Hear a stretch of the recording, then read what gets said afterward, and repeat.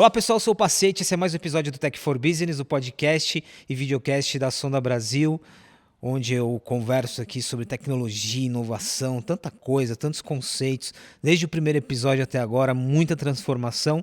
E hoje eu vou conversar com uma empresa que é bem legal, bem ampla, presente em muitos segmentos, e um profissional que está liderando uma área ali que ela gera... Ela às vezes é uma área polêmica, gera muita discussão, mas é uma área que tornou-se fundamental para muitas companhias que estão em processo de transformação. Eu recebo o Wagner Monteiro, o Wagner é Head de Transformação Digital da BASF para a América do Sul. Wagner, bem-vindo, obrigado. Falei tudo certo? Tudo certinho. Pacete, muito obrigado pelo convite, super feliz de estar aqui com vocês hoje. Vamos lá, cara, vamos bater papo. O Wagner colocou no LinkedIn dele esses dias, estamos há 0 dias sem falar sobre inteligência artificial, mais ou menos assim. O nosso recorde é de 0 dias. Obviamente que aqui a gente vai quebrar de novo, porque inteligência artificial aparece na conversa, mas conta um pouquinho, você está há quase 30 anos na BASF, uma companhia alemã, vários segmentos. Do que a gente está falando? O que é BASF? Que universo é esse? Bom, vamos lá. A gente está falando de uma indústria química que está, muitas vezes, alguns passos atrás da cadeia produtiva. Então, ela tem produtos que vão desde matérias-primas para tintas, para fluido de radiador do carro, para matérias-primas para cosméticos, para vitaminas, para detergentes, para tintas, para assim, ter uma infinidade realmente de aplicações possíveis, defensivos agrícolas, sementes. Então é uma empresa que realmente tem um pedacinho, qualquer coisa que a gente estiver usando, vestindo, provavelmente tem algum pedacinho Mesmo de BASF sem aí. saber, ela é quase onipresente. Assim. É uma empresa que tem bastante ramificações aí de aplicações. Cara, quase 30 anos numa companhia, você passou ali por algumas áreas relacionadas ao marketing, há 2 anos, né, que você está na transformação digital. O que você já viu ali em termos de transformação? Eu brinco, quando eu cheguei na BASF, eles estavam implementando o SAP. Então era grande mudança, sair do mainframe e ir para um ERP. E a gente enfrenta mudanças de cultura que eu me lembro daquela época ainda serem muito parecidas com mudanças de cultura que a gente enfrenta hoje. Então, tudo que é novo, tudo que é tecnologia nova, você mexe com a rotina das pessoas. Quando você mexe com a rotina das pessoas, elas têm uma tendência a falar, deixa eu entender melhor o que é isso que está vindo pela frente. Então, no fundo, é sempre um tema de cultura.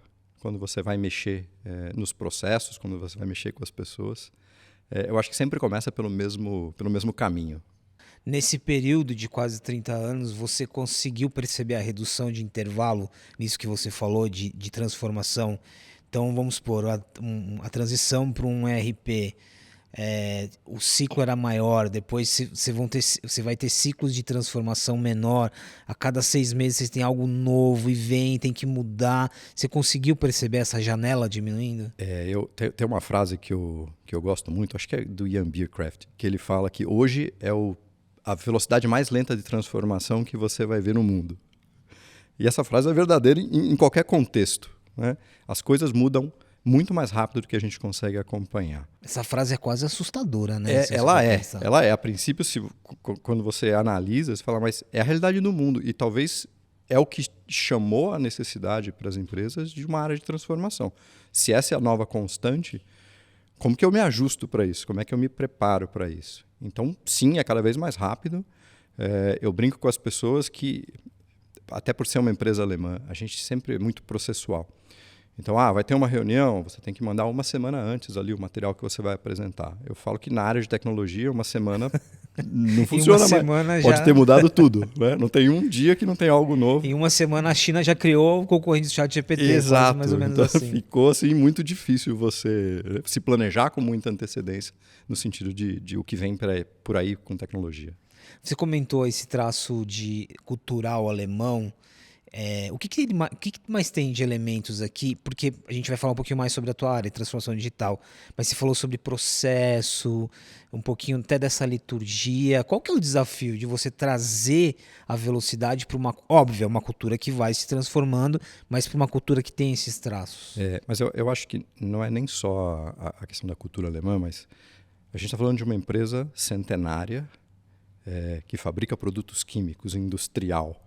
O segmento, o tempo de vida da empresa já são... E o cuidado com segurança e processo é uma necessidade inerente desse tipo de negócio. Então, por isso, sempre que a gente vai fazer alguma coisa, eu olhei todos os ângulos possíveis, eu olhei todas as possibilidades. O que a gente tem se desafiado como cultura é que isso é muito válido para manipulação e desenvolvimento de produtos químicos. Mas deixa eu olhar para o meu marketing, deixa eu olhar para a minha área comercial, deixa eu olhar para os meus processos administrativos. Será que eu não posso ser mais rápido? Será que eu não posso ser mais ágil nesse sentido? Então, esse é sempre um duelo importante entre o feito e o perfeito. É interessante você trazer vários contextos aqui, né? O contexto da idade da companhia, que por si só já é... Você tem que ter um ponto de equilíbrio importante entre o que você falou, né? Legado, a questão da segurança, da excelência e o contexto cultural aqui, né? Afinal, a cultura, o comportamento, ela também tem muito a ver. Como que surgiu essa área aqui no Brasil? Surgiu com a tua ida para a transformação digital? Ela já existia? Como que foi há 2 anos? Ela surgiu ali mais ou menos em 2018. Eu acho que essa época, todas as empresas, de uma certa maneira, estavam olhando para as startups, que talvez fosse a grande coisa chamando a atenção do mundo, e quem eram as grandes empresas do mundo. Não por acaso eram todas de tecnologia. Então existia um olhar do ponto de vista de indústria de o que esses caras fazem diferente. O que aconteceu que não é mais a British Petroleum, não é mais os grandes fabricantes industriais que estão se tornando as empresas mais valiosas do mundo.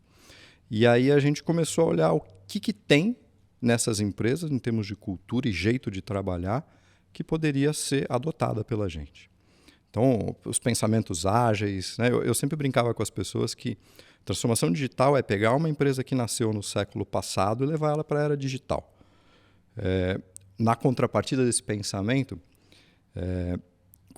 transformação digital eu faço ou para aumentar minha venda ou para reduzir meu custo.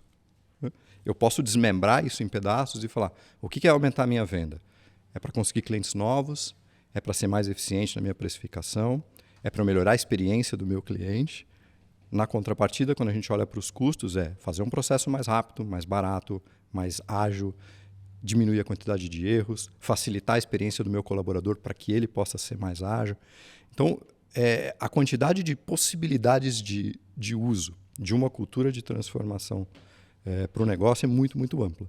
Então, no meio dessa discussão toda, a gente falou, talvez a gente precise ter uma área que consiga fomentar esse pensamento nas pessoas e fazê-las pensarem para frente como é que eu introduzo o digital na minha vida profissional. Porque no pessoal a gente já estava vivendo smartphones, redes sociais e tudo mais. Mas como é que eu levo isso para dentro dos processos de uma empresa?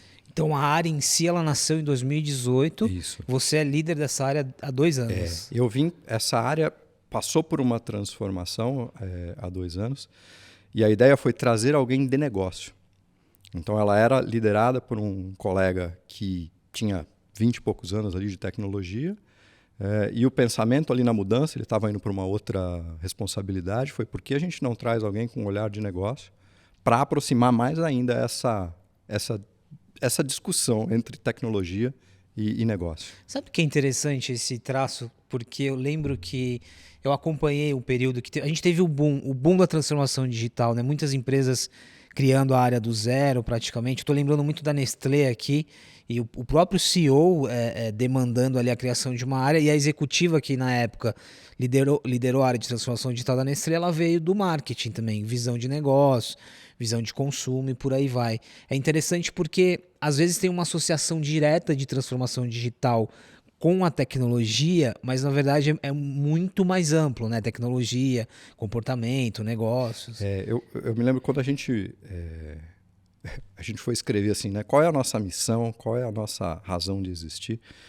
E passava por isso. Como é que eu pego realmente uma empresa super tradicional e levo ela para a era digital?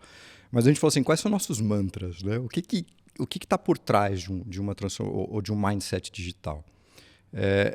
E você vai ver que não são necessariamente as tecnologias. A primeira coisa que a gente escreveu foi o valor para o cliente define nossa prioridade. Esse é o primeiro passo que a gente tem que dar. Quem é o cliente, o que é valor para ele, e é isso que define o que eu vou colocar em primeiro lugar no meu desenvolvimento. A segunda parte do mantra, né, ou da conversa, tinha a ver com autonomia. Se o mundo muda muito rápido e eu precisar checar com todos os chefes, em todos os pontos de decisão que eu tenho, eu vou perder o timing sempre. A única maneira das pessoas terem autonomia é se elas entenderem claramente a estratégia. Então esse foi o segundo ponto que a gente falou. As pessoas precisam entender aonde a gente quer chegar, quais são as nossas restrições, quais são os nossos valores, porque aí ela consegue tomar a decisão sozinha. Aí eu não preciso ir para o chefe para qualquer coisa que eu tenho que tomar de decisão. O terceiro pedaço dessa história é a questão dos ciclos curtos. Era isso que a gente estava aprendendo com as empresas de tecnologia e com as startups. Começa, faz rápido, testa, coleta feedback, volta. Acertamos? Mais ou menos. Ajusta de novo. Então, ciclos curtos, feedbacks constantes. Quarto pedaço dessa conversa tem a ver com experimentação da tecnologia em si. Então, como é que eu faço as pessoas aprenderem? Como é que eu faço elas experimentarem? E aí elas conseguirem enxergar para onde esse negócio vai. E por último, e super importante, como é que eu metrifico isso? Né? Então, a questão dos dados, métricas e dados, como é que a gente define o que é sucesso? Quero criar um aplicativo novo. Tá bom, como é que eu sei que eu cumpri o propósito desse aplicativo? Qual é o indicador que você vai usar para medir se isso está certo ou errado? E aí, ainda que você fuja da tecnologia, eu quero saber se uma experiência que eu criei no ponto de venda deu certo.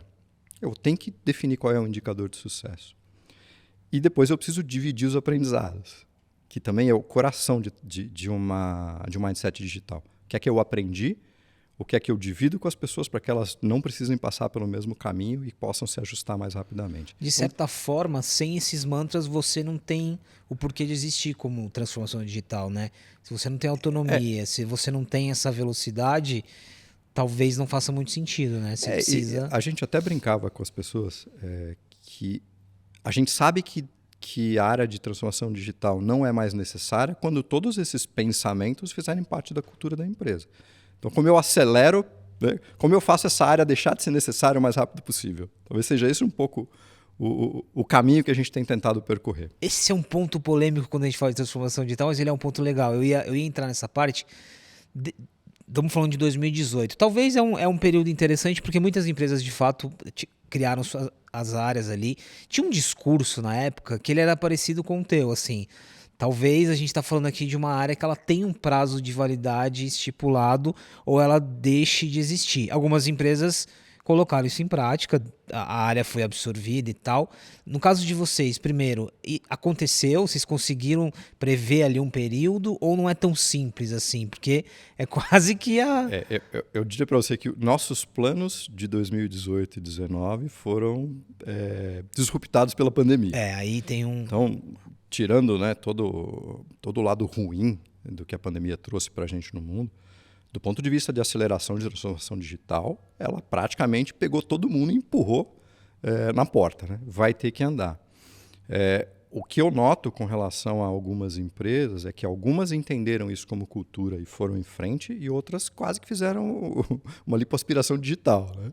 Quando acabou a pandemia, voltou para os hábitos mais antigos e, cara, não é porque você tem Teams que você fez transformação digital. Então, não é sobre ferramenta, é realmente sobre comportamento. Esse primeiro exemplo que você deu das empresas que, de fato, colocaram isso em prática e talvez nem tenham mais área de transformação digital, talvez são as empresas que levaram isso absorveram, de fato, essa mentalidade, essa autonomia, essa velocidade. É claro que tem processos que você não consegue digitalizar tão facilmente.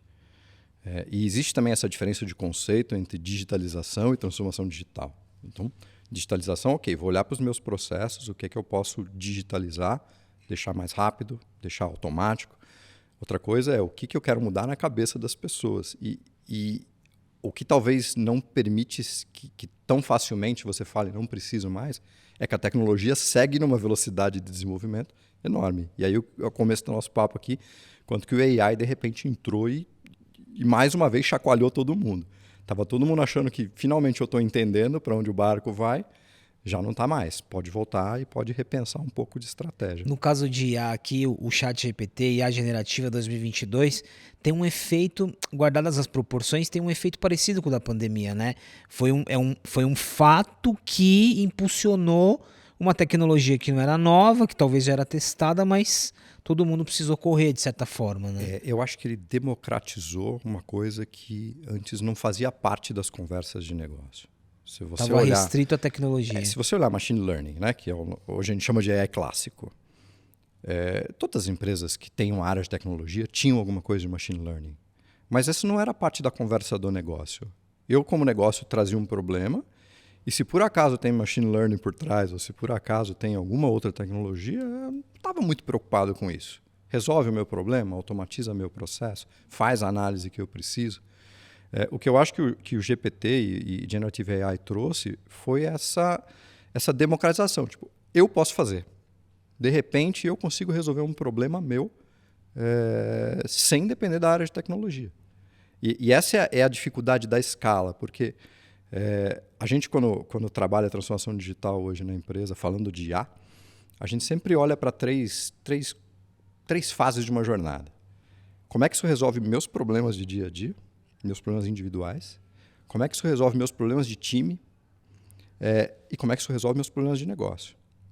Então, nos meus problemas individuais, um Copilot, uma ferramenta dessa, já é um salto de produtividade monstruosa, desde que eu entenda as limitações e as fortalezas dela. Quando a gente fala de problemas de time, eu acho que o exemplo mais simplório e mais legal é você entrar na reunião e o Teams já fazer o resumo do que aconteceu, já definir quem são as ações, problemas de comunicação e como a equipe pode se tornar mais produtiva como conjunto. Quando a gente vai falar de problemas de negócio, eu preciso ser capaz de conectar uma dor de negócio com a tecnologia e muitas vezes os dados que eu preciso para esse modelo ser treinado precisam estar organizados. É aqui que você entra. Eu entro... Não é no uso em si. Como área de transformação digital, eu entro em todas. Eu tenho um time que vai trabalhar upskilling, capacitação das pessoas. Mas onde eu trago impacto e valor é quando a gente vai e começa a trabalhar efetivamente a dor do negócio. Mas aqui não é a parte sexy do AI. Porque aqui é onde a gente tem que falar, deixa eu ver seus dados como tá. Cara, tem uma lição de casa grande para ser feita aqui. Às vezes você vai deixar a IA aqui de lado e olhar para a reestruturação dos dados. Exato. Mas é importante que as pessoas nesse meio do caminho estão experimentando essa tecnologia, estão entendendo o que ela é capaz de fazer, porque isso torna mais fácil entender aplicações e usos lá na frente. Agora, Wagner, está muito claro aqui o conceito amplo do que é a transformação digital, o equilíbrio aqui, ou a diferença, digitalização, transformação digital. Eu queria trazer um pouco mais o lado da cultura, porque apesar de ser um assunto muito discutido, a cultura ela é muito relativa, ela depende de muitos fatores, depende de muitos elementos. E aí eu queria começar um pouco sobre o grande desafio, que é você entender, primeiro, para você lidar com uma cultura, entender o que é essa cultura, o que essa cultura é refletida em uma geração, em outra geração. A BASF com certeza já trabalha ali com escopos multigeracionais. Como que é? O que é essa cultura que a gente tanto fala, mas que às vezes é até difícil de tangibilizar? Eu não sei se é da Disney essa frase, mas eu acho que é da Disney, que diz que cultura é aquilo que a gente faz sem ninguém pedir quando ninguém está olhando. E eu acho muito verdadeiro isso, porque é aquilo que as pessoas se acostumaram a fazer. Então, quando você quer interferir nisso, é claro que se as pessoas estão fazendo isso há 20 anos, é mais difícil de você mexer do que quem está fazendo há 2 ou 3. Mas, diferente de outras transformações digitais, quando a gente começou com e-commerce, 20 anos, 25 anos atrás, ou quando entrou o e-mail, né, e a galera não usava isso, eu via mais uma questão geracional. O AI, para mim, ele não tem uma questão geracional. As pessoas estão se deparando, todas elas ao mesmo tempo, com uma tecnologia muito diferente, pensando no generativo aqui, muito diferente do que qualquer uma delas já tenha visto. Então, eu não sinto uma diferença geracional quando eu falo de barreiras de adoção de IA, mas mais uma questão de repertório. Eu tenho que enxergar como esse negócio me ajuda. E aí, se é uma pessoa que tem uma experiência de negócios enorme, vamos falar sobre negócio com ela. Se é uma pessoa que acabou de entrar na empresa e ainda não tem muito repertório de negócio, ela tem a experiência dela da universidade. Como que o IA me ajuda na universidade? Então, eu vejo que a dificuldade maior é linkar a tua dor daquele momento com a tecnologia. Então, não é muito geracional, na minha opinião, não, Pacete. Qual que é esse desafio? E aí, desde o início da nossa conversa, você está deixando claro esse ponto, né? É o negócio, é a dor de negócio, é o olhar para o negócio. Por que é tão desafiador? E não é só você, né? Qualquer liderança hoje vai dizer que o grande desafio é olhar para o negócio, é trazer os profissionais para entender do negócio. Esse negócio que a gente chama aqui quase como né, uma entidade, ele é... O que ele é? É algo que se transforma numa velocidade que às vezes é difícil de acompanhar, ele é algo que ele tem os mantras também. No caso de vocês, o que vocês definem como negócio? Porque ele é o centro aqui da conversa, né? Eu acho que eu voltaria lá na nossa conversa do mantra. Né? O que o meu cliente está precisando? No caso de uma indústria química, ele está procurando algum produto que possa dar uma característica no produto que ele vai vender. Sei lá, se é um protetor solar, o que eu estou procurando no protetor solar? Pode ser uma coisa que não fique grudenta na pele, pode ser uma capacidade de filtrar o sol por muito mais tempo, pode ser o fato dele ser biodegradável e se a pessoa entrar no mar, esse produto não vai contaminar algas e tudo mais. Então, depende muito de onde ele está indo buscar. A questão é que para eu entregar para ele isso que ele está buscando, eu tenho que garantir que eu tenho o produto certo, na hora certa, no preço certo. Então, todas essas características estão amarradas a algum processo na empresa. Pode ser o processo de pricing, pode ser o processo de contrato, de fornecimento, pode ser a cadeia logística. Então, quando a gente fala das dores do negócio, é um pouco disso. O que te impede de chegar com este tipo de solução para o cliente? Eu não consigo entregar em 90 dias, por exemplo. Por quê? Porque esse produto é fabricado em outro país e passa por vários processos. O que te causa o erro nesse processo? Muitas vezes é um produto que a gente traz quantidades pequenas e ele não tem prioridade no embarque. Cara, como eu trago prioridade no embarque? Então, você vai indo para os porquês dos porquês. Está muito claro. Obviamente que está claro aqui que a gente está falando de uma venda que ela é técnica, né? Uhum. Absolutamente. Mas não é só esse fator, é que é todo o fator que tem na pegada de vida de um produto. É todo o desdobramento dos teus processos na empresa. Então, quando a gente pensa em negócio, e por que o IA deu essa chacoalhada nas pessoas? Às vezes a gente esquece do coração da inteligência artificial. Como é que a gente programava computadores, como é que a gente criava software há não muito tempo atrás, né? na programação tradicional. Eu dou instruções para ele. Então, você vai pegar isso, vai fazer isso. O que é o AI? Eu vou dar exemplos e não instruções. E isso é uma diferença que parece besteira, mas ela é fundamental na mudança. Quanto mais o mundo se tornou digital, mais exemplos eu tenho disponível para um computador aprender. Então, de repente, eu não conseguia que ele analisasse contrato. Quantos contratos digitais eu tenho hoje? Um monte. Eu consigo treiná-lo para analisar contratos. Quanto eu consigo analisar de imagens, né? Se a gente pensar em... Vou dar um exemplo prático para você na fábrica nossa. As câmeras de segurança hoje têm um AI e se eu tenho algum tipo de vazamento, alguma fumaça, alguma coisa, ela consegue dar um alerta e falar, opa, tem alguma coisa ali fora do lugar. Como que eu consigo treinar uma câmera para fazer isso? Eu tenho dados de filmagens de um monte de processo. Então, essa transformação de ter coisas que nunca foram digitalizadas, é o que fez isso se tornar tão abrangente. E aí é onde as pessoas têm dificuldade. Será que aquele meu processo consegue usar uma tecnologia como essa? Será que eu consigo ser ajudado? E eu falo para as pessoas que hoje não tem muito limite, porque os limites eram exemplos digitais das coisas.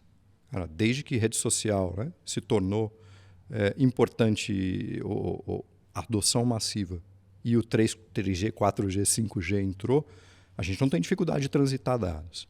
A gente tinha problemas de capacidade de computação também, para conseguir processar tudo isso. Computação em nuvem trouxe o fim dessa barreira. Assim, qual é efetivamente o limite que isso pode ter? Hoje, do ponto de vista de insumo para treinar computador, cara, não tem. Por isso as preocupações com regulação, que tipo de dados a gente pode ter acesso para treinar e tudo mais. E a gente fala de cultura, a cultura europeia é super preocupada com isso. Aí a GDPR, que foi Que foi precursor para todas as outras. Precursor para todas as outras. Inclusive, todas as jurisprudências, quando a gente fala de privacidade, estão na Europa. Uma dúvida não, uma provocação até. Eu gosto do que você falou, né? Não tem limite, mas exatamente o fato de não ter limite, ele implica num custo, né? Num custo de preparo, de repertório, de energia. Tá bom, não tem limite, mas e aí, né? Para onde eu vou?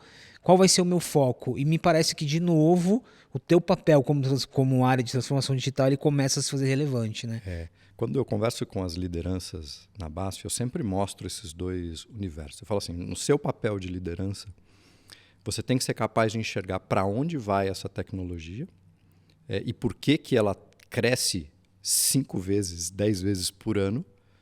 Então, assim, a gente tinha a lei de Moore na cabeça, né, de que o negócio melhorava ali a cada 18 meses, dobrava, caiu o custo. Quando a gente fala de AI, a gente está falando de 5, 6, 7 vezes mais rápido por ano. Então, eles, como liderança, têm que ter um olhar de que esse negócio não é uma modinha. Independentemente da área. Não é uma modinha. É porque você consegue mostrar exemplos de tudo. Quais eram as grandes restrições do uso de AI, ou as grandes críticas, não eram nem restrições, as grandes críticas. Isso é uma caixa preta, ninguém sabe o que ele está pensando. Os modelos de reasoning hoje te falam exatamente qual é o raciocínio que ele está seguindo. Outra crítica que tinha você não consegue ter rastreabilidade. Tenho também. Ele me mostra de onde ele tirou a informação. Se você pegar o Copilot, né, que é um exemplo hoje mais massivo, qualquer coisa que ele te escreve ali, ele põe referência de que site ele pegou, de que lugar ele trouxe. Então, de uma certa maneira, essas preocupações iniciais, elas já estão sendo solucionadas. A parte que não está sendo solucionada ainda é exatamente quando você se dá conta do tamanho, do poder de fogo de uma ferramenta dessa e começa a falar assim, se eu não preciso mais do Pacete estar aqui no podcast, porque se eu tiver 3 fotos dele, uma gravação de voz, eu consigo reproduzir o vídeo para ele, cara, quão confiável é essa informação? Se eu posso reproduzir absolutamente qualquer coisa, então qual vai ser o nosso papel como ser humano no futuro? Então, mas eu entendo que é parte de uma jornada. Se eu não entender a força dessa tecnologia, eu nem consigo chegar nessa parte do pensamento. Cara, quais são os riscos? Quais são os bias que estão ali dentro, né? Os vieses que uma ferramenta dessa consegue trazer. Te trago um exemplo que foi super interessante outro dia. Eu fiz um vídeo naquele VO3 da Google, que era uma moça dirigindo um trator numa fazenda de soja, e ela falava assim, olha como cresceu a minha hortinha. Quando ele gravou, ele colocou um sotaque de interior na voz dela.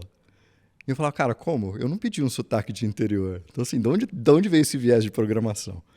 Então, são essas coisas que a gente vai se dando conta à medida que a gente aprende. Cara, eu fiz um vídeo quase parecido, que era um agricultor, era um comercial de um leite que saía da vaca, ele era tão puro que era água. Uhum. E o agricultor que estava tirando o leite, quando ele fala no anúncio, ele usa o why, a expressão why. Qual a relação entre leite e Minas Gerais, então, assim, né? Então, são essas coisas que você só vai se dando conta à medida que você experimenta e é o que vai te dizer até onde eu quero caminhar com essa tecnologia e até onde eu estou desconfortável. Nesse momento, a gente está em qual fase? É óbvio que aqui generalizar não faz sentido, mas no caso de vocês, está em qual fase? Está na fase da compreensão? Está na fase para além da compreensão, tudo junto ao mesmo tempo? A gente começou esse movimento, quando a gente fala de IA generativa, há mais ou menos 2 anos. E o racional que a gente usou foi, experimente primeiro. Eu vou criar lugares para você experimentar, porque eu não quero que você use, né, a internet. Então, a gente criou alguns espaços seguros ali para as pessoas testarem esse tipo de tecnologia, para que depois a gente conseguisse puxá-los para problemas de negócio. O que aconteceu na prática é que algumas pessoas ainda estão no início da jornada e outras já captaram isso e já estão lá na frente tentando resolver problema. Então, eu não consigo eu tenho uma curva de Gauss típica quando a gente fala de adoção de tecnologia e entendimento de tecnologia para AI. Então, a gente lida com diferentes públicos tudo ao mesmo tempo agora. Para além da IA agora, falando um pouquinho, e voltando ao que você estava falando das startups, Agile, Lean, todas as metodologias, Você consegue, e também transformação digital, quando a gente sai da BASF e olha para o ecossistema como um todo, ela teve um lado muito concreto, mas ela teve um lado muito de moda também, né? De euforia e por aí vai. Olhando esse processo, você consegue ver alguns aprendizados? Olha, Pacete, esse caminho aqui a gente experimentou, não fez sentido, ou implantar esse processo ágil em tal área, a área não estava pronta. Você consegue identificar correções de rotas durante esse tempo? Sim.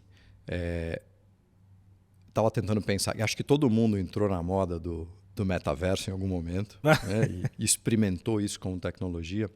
Mas eu acho que, e esse é um exemplo, entre outras tecnologias que a gente tentou fazer, blockchain, por exemplo, todo mundo tentou encaixar. Mas eu acho que o principal aprendizado é a gente tentou encaixar uma tecnologia num problema e não a gente listou o problema para ver qual a melhor tecnologia para usar. E esse, para mim, ainda é um dos grandes riscos de quando a gente fala de transformação digital. A AI está na moda, estou precisando de um AI. Eu sempre falo para as pessoas que há 15 anos atrás, as pessoas me procuravam e falavam: estou precisando de um e-commerce. Preciso de um e-commerce, o e-commerce vai resolver todos os problemas do mundo. Depois passou a moda do e-commerce. Aí eu estou precisando de um app. Né? Quando a Apple começou com o App Store e os smartphones ganharam aí a notoriedade, preciso de um app. App vai resolver tudo. E a gente está vivendo agora a moda do AI. Preciso de um AI. Agora estão te pedindo agentes. E aí eu falo: cara, me conta seu problema.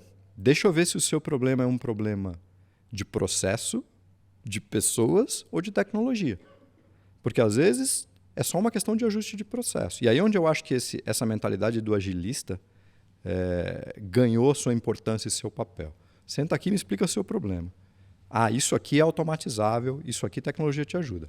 Isso aqui você precisa, na verdade, capacitar pessoas. Teu problema não é tecnologia, teu problema é que as pessoas não sabem usar.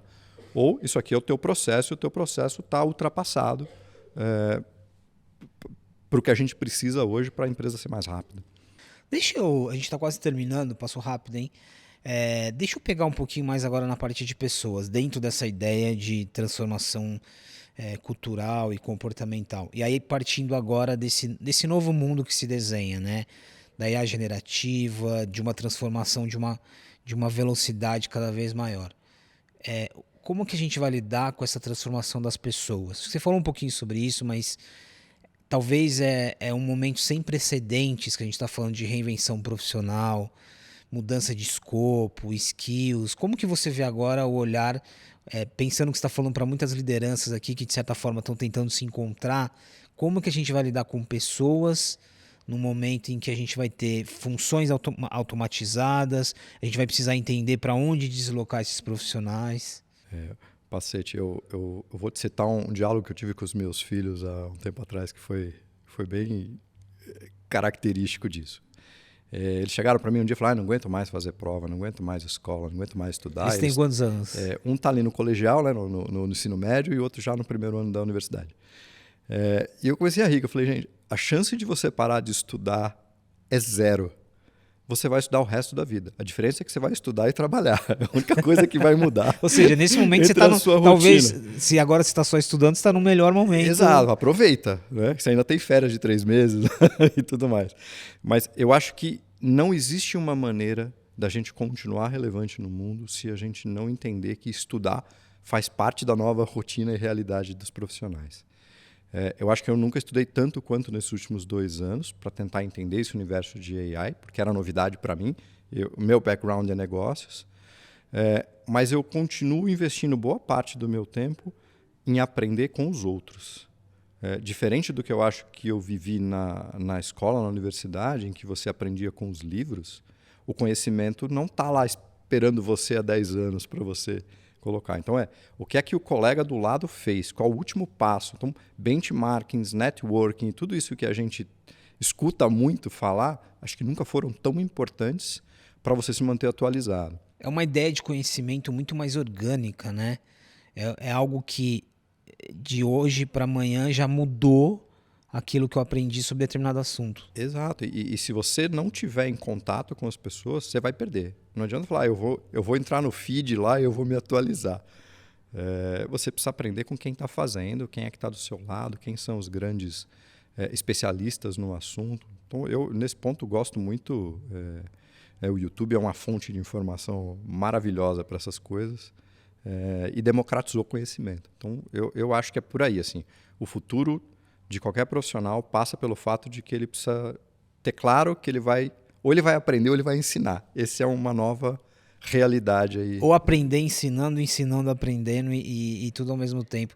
Para fechar, a gente começou falando de Basf, e para fechar falando de Basf, ali nos bastidores você me contou que hoje a tua área ela reporta para uma área global que está nos Estados Unidos? A minha liderança está nos Estados Unidos. Eu achei isso interessante porque mostra um alinhamento, né, nisso que a gente está chamando de transformação digital, mas considerando toda a realidade que a gente já trouxe aqui, o presente, esse futuro que se desenha, qual que é o norte para Basf, assim, para onde a companhia está indo? Vale considerar que apesar de toda a transformação digital que a empresa já viveu, a empresa ela lida com o mundo real, de certa forma, né? O mundo físico, o mundo da agricultura, o mundo da embalagem, por aí vai. Qual que é o cenário que tem desenhado ali? Talvez a principal mudança na estratégia que a gente está vivendo desde o ano passado é que a Basf sempre tentou olhar os seus negócios como se fosse uma única empresa. E como são negócios muito diferentes, realidades muito diferentes, a gente está tentando agora ter um olhar mais voltado aos negócios individualmente. Então, time de agro, qual é a estratégia de agro? Onde você precisa estar presente para ter sucesso com a sua estratégia de agro? Time que a gente chama de químicos para cuidados, care chemicals. Onde você tem que estar presente? Internamente você está se especializando. Você está se separando nessa visão que a gente chama de differentiated steering. Então, qual é a visão estratégica do negócio? E é na visão estratégica do negócio que eu vou decidir onde eu tenho que estar presente, onde eu vou produzir, onde eu vou trazer de fora. Então, essa é uma mudança importante para dar agilidade. Então, volta muito naquilo que a gente estava discutindo no início. Esse negócio tem uma característica diferente, um perfil de cliente diferente, uma necessidade regional diferente. Como é que eu ajeito isso para ser mais ágil, para ser mais eficiente, para o cliente entender você como um parceiro de valor? É muito interessante isso. Você tira aquela ideia generalista global de processos, de tempo, ou seja, cada segmento tem o seu tempo, tem a sua particularidade, e aí com isso você consegue... Não é só sobre o conhecimento em si, daquela indústria ou daquele segmento, mas é o que você falou, né? Sobre a velocidade e o tempo que cada um tem. Os pré-requisitos. Então, assim, segue uma visão global, mas é uma visão global por negócios. Então, cada negócio faz a sua estratégia global para dizer eu preciso estar mais na América do Norte, eu preciso estar mais na Ásia, eu preciso estar mais na Europa. Querido, queria agradecer. É um papo que a gente Opa, voou. A gente ficaria aqui por muito tempo. E só uma última pergunta, uma curiosidade. Eu sempre faço isso para profissionais que eu converso que estão há muito tempo dentro de uma companhia, né? Antes da Basf, você teve um período na Unilever, né? Foi. Mas quase 30 anos na Basf. Qual que é o ponto positivo de estar tanto tempo numa companhia e o desafio, assim, em termos de conhecer outros mercados ou se atualizar? Quais são os prós e contras? Eu brinco com as pessoas que a vantagem de você estar numa empresa grande é que você muda de casa mesmo morando no mesmo condomínio.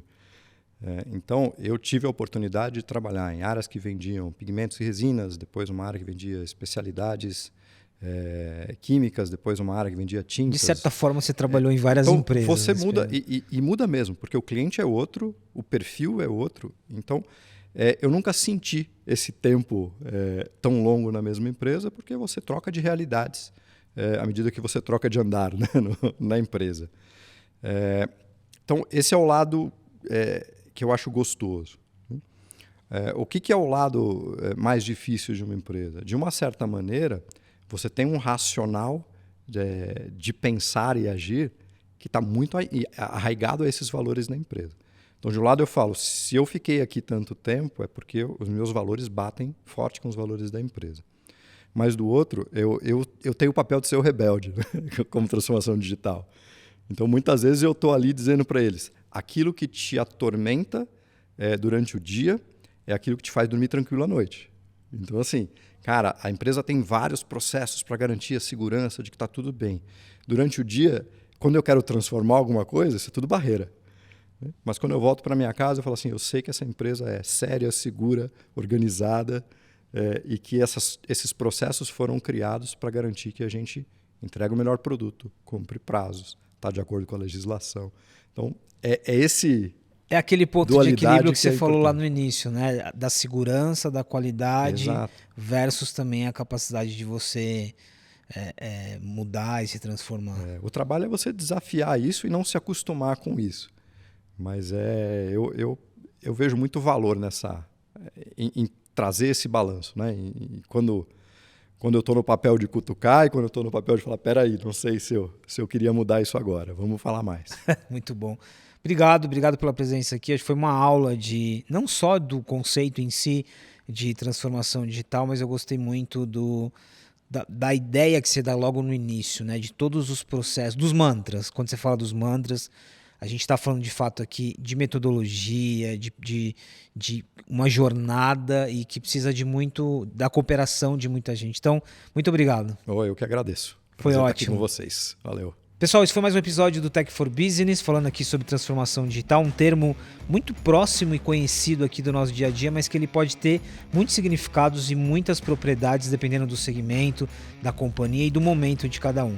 Eu te encontro no próximo episódio. Você que chegou aqui pela primeira vez, tem uma série inteira para maratonar, falando de tecnologia, inovação, negócio. É isso, Tech for Business, a gente se encontra logo logo.